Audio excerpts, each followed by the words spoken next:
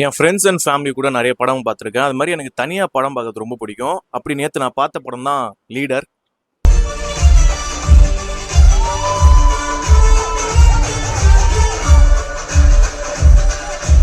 அதை பற்றி ஃபஸ்ட்டே ஒரு வீடியோ போட்டிருக்கேன். ப்ரோ இஸ் சைலண்ட்லி குக்கிங் சம்திங்னு சொல்லிட்டு அதை 100% ஜஸ்டிஃபை பண்ணிட்டாரு.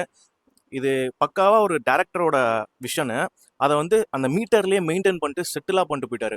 அதான் அண்ணாச்சி நம்ம பாராட்டி ஆகணும். ஏன்னா அவர் நினச்சிருந்தாருன்னா ஓவர் ரியாக்ட் பண்ணி நிறைய சீன்ஸை கெடுத்துருக்க முடியும். பட் அவருக்கு தெரியும் நம்மளோட செகண்ட் படம் இன்னும் நம்ம கற்றுக்க வேண்டியது நிறையா இருக்குன்ட்டு நமக்கு என்ன வருமோ அதை டேரக்டர் சொன்னதை மட்டும் பண்ணுவோன்றதுனால இந்த படம் ஹிட்டு.